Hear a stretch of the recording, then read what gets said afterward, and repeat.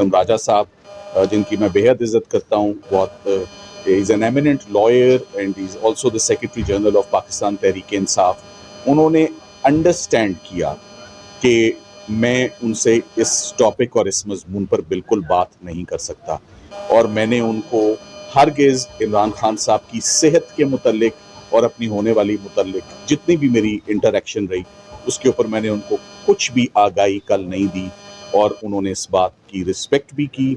और मैंने कहा कि जब तक ये रिपोर्ट मैं सुप्रीम कोर्ट में जमा ना करवा दूं और फाजिल जजेस देख ना लें, तब तक मैं मजबूर हूं, ये मैं नहीं कर सकता।